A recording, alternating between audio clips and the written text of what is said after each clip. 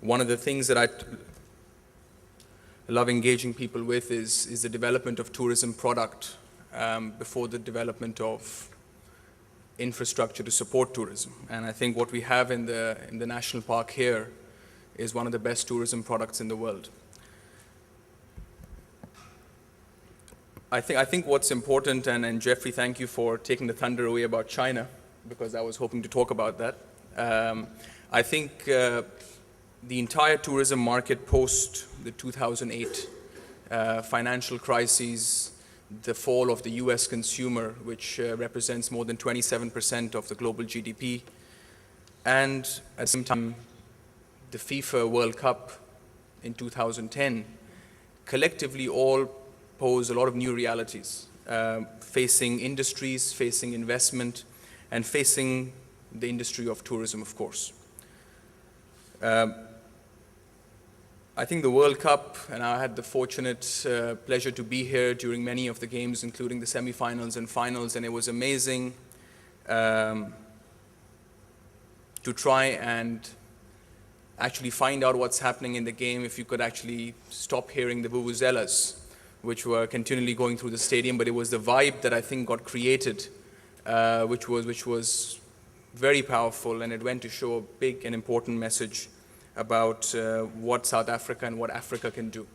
I think it did unite a lot of, I would say, different angles that were being taken on the tourism industry of Africa and its cohesive efforts, or the perceptions thereof. So I would just like to, I think, as in the 10-15 minutes, just talk a bit about what our views are on tourism in the industry today, and we can obviously talk about what our companies do and what we would like to do in Africa probably after that. But I would just like to stay away from the sales pitch and focus more on, I think, what the tourism industry I feel needs in Africa and many emerging markets in the world. One of the key aspects which we have seen as an area of focus is the situation of collaborative efforts.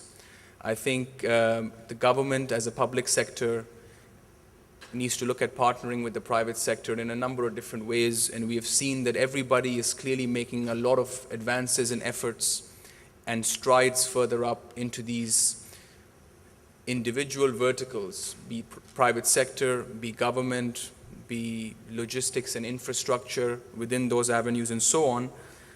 But I think there's clearly an opportunity and an untapped potential to tap into combining those efforts on a platform which is beyond just engagement, but it is more implementation oriented. Globally, there are a number of governments which are engaging and creating platforms, but there are a fewer number which are actually converting those platforms onto actionable implementation-based ideas. And I think what I see this event to be is a great platform for initiating those implementation-driven ideas in a measured blueprint that can hopefully get developed for the province, which will add value to the tourism industry in South Africa in general. A couple of reports I've read have come across tourism contributing 4 to 5% of Africa GDP, with the potential to go up to 20% or 25% even. I think whether it's 20% or 25%, I think it's a common fact, and everybody in this room hopefully will agree that there is a clearly untapped potential in the tourism business today. What I have seen, and I must confess, is I think there has to be a focus on the development of tourism product. I think many a times people like ourselves in the business focus on creating hospitality environments, focus on creating relationships with airlines and with the aviation industry, but we tend to stay away from creation of new tourism product. This is something that we have learned the hard way from where we come from in Dubai. And I think especially significant that the entire Dubai tourism economy has been entirely based on the creation of experiences. Essentially a desert, less than 3 decades ago, converted to an economy which is now the regional leader in family tourism, business tourism, medical tourism, retail tourism, amongst a few. And I think any drive in any province or even the country as a whole in South Africa or in Africa as a region, it needs to focus on its key niche areas where it can really develop and take a leadership position within the entire continent. The hotels essentially look at return on investment of anywhere between 3 to 5 years if you have a good operator, and the anchor tourism products are actually looking at return profiles of anywhere from 8 to 15 years.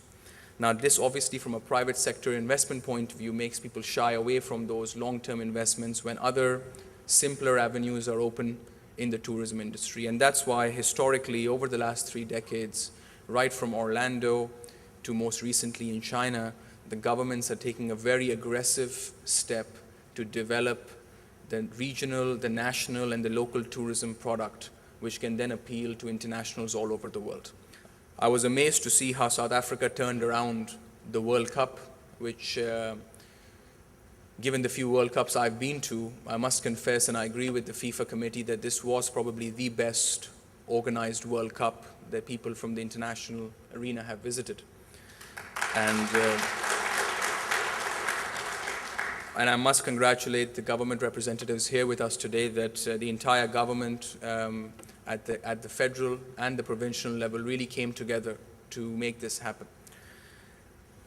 I think what that tells us, however, is that we have the ability in Africa to make things happen. There is a sense of national pride and a sense of regional pride or pan-regional pride that has come about as a result of the successful execution of a major international event. But I think the post-2010 world and the opportunity which it represents should not be lost. I think a lot of major tourism initiatives, whilst they can be initiated at the province level, have to be endorsed at the federal level to take projects on a fast track and, dare I say, urgent basis to see Africa's leadership position in the global tourism industry take shape. One of the aspects, obviously, which governments have talked about in Africa and South Africa more recently, in particular with some of the documents I've come across, have been, the regulation of visas and easing entry into the country, opening up of foreign landing slots for foreign airlines and the like. I think all of those efforts are extremely important in setting the right tone and the right image for a country which is ready to accept visitors. More than often, we have looked at environments where there is great opportunity to build tourism, but the regulations which the country has in terms of new airlines coming on or increased time slots or even just simple things like visas make it an extremely difficult market to promote tourism in. What I must say is, I think between the private sector and the government, there is a huge opportunity that we must hopefully engage on within the next 48 hours. And I encourage all of the people here to look beyond that initial opportunity, which is perhaps building a resort, building a hospitality environment, or I think it is about looking at the macro position, about saying how can that destination be sold. One of the things we did very well in Dubai, which is I think one of the main reasons for our success, has been the destination Dubai, which has been what has been marketed. It has not been marketing individual properties, it has not been marketing individual experiences, it is marketed the destination of Dubai, which has then attracted people to come and explore all the other tourism products in the country. We clearly have Destination South Africa initiatives being done by the tourism development corporations within South Africa. I think, however, there is a far more aggressive effort that can be taken in the face of new realities, as Jeffrey mentioned, on China, that I think the Destination Africa and Destination South Africa can look at in promoting African tourism products to the emerging markets, including China, including Indonesia, including Vietnam, including India, as key markets. China in particular is very, very interesting because I think, unfortunately, the region in Africa has had a number of political and government-related concerns about Chinese investment coming in the form of infrastructure and how that has been successful at times and unsuccessful at times. I think, however, from the tourism side, we have to look beyond that to look at the Chinese consumer and not the Chinese government. I think the Chinese consumer presents a major opportunity The levels of income in China are going up at a very rapid pace. The middle class is expanding at a very rapid pace.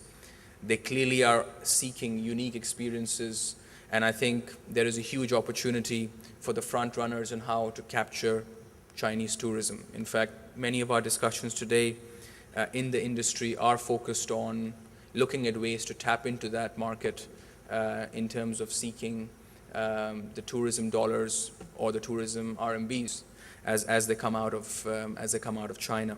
So I must say that focusing on all of those aspects is critical. There is this point which I would like to talk about, which is also incentives, and there is a lot of talk in the regulation, and historically the Constitution does allow for a number of tourism-based incentives for new developments.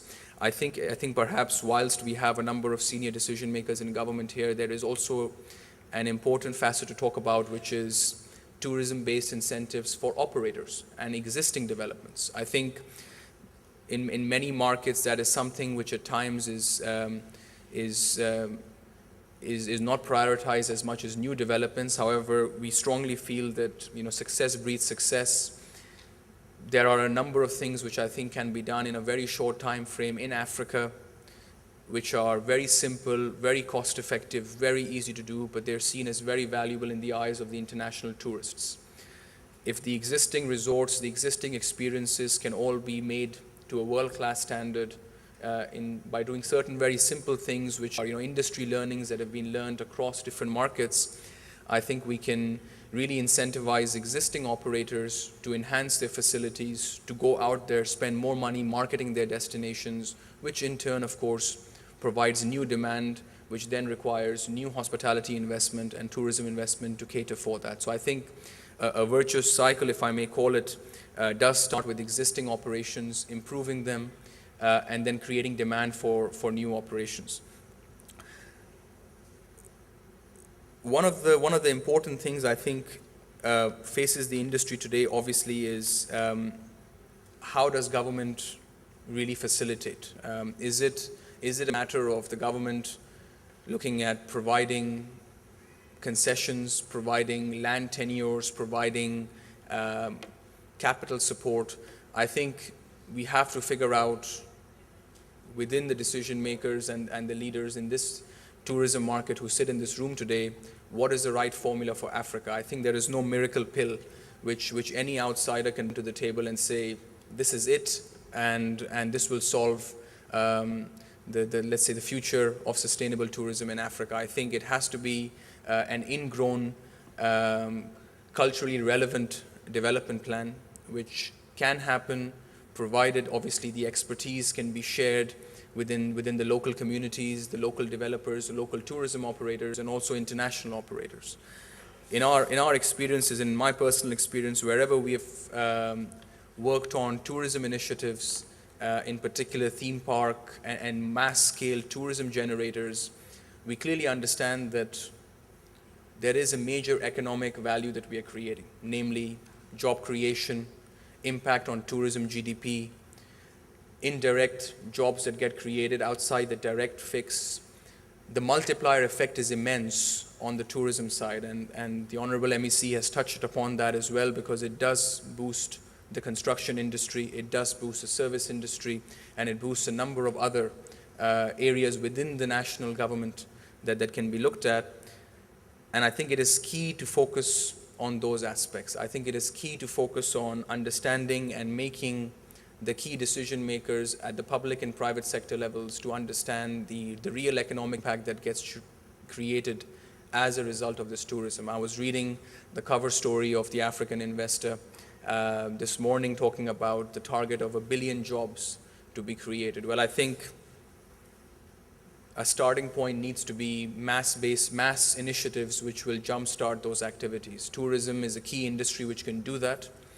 We obviously need to think more laterally to figure out what education initiatives we need to do to make sure that our people in Africa can be trained to cater for those investments to come on. We clearly don't want to be importing this knowledge from outside when we have the time and the ability and the intent of the local Africans to get trained in this business. One of the initiatives that our company was developing and focused to work on was in Durban, where our focus was largely to say, as this project will open in a 4 to 5 year period, how do we ensure that we can tap into 20 to 30,000 local Africans from that province and that vicinity to take up jobs in that area.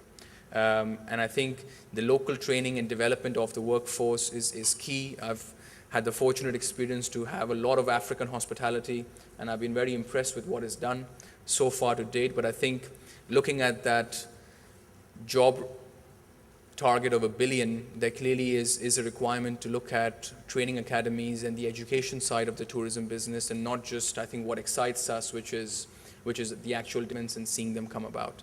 So as a closing note, I would just like to thank African Investor for having me here and giving me a time to share my ideas.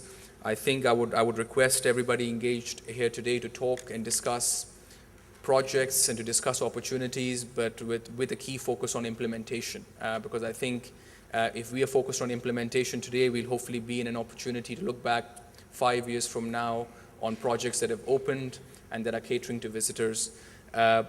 Last but not least, I think we must not undermine the brand of Africa, which is already world renowned. The FIFA World Cup has made a tremendous impact of showcasing South Africa by bringing major heads of state, dignitaries, tourists into South Africa already, and then of course broadcasting it to millions who are now trying to find another excuse to come to Africa. So I think what we need to do is figure out how to give them those excuses, how to bring them here once, and then find ways to bring them here more than once to have the multiplier effect really kick into our economies. Thank you very much. Doing business in Africa. You can't afford to be without Africa Investor.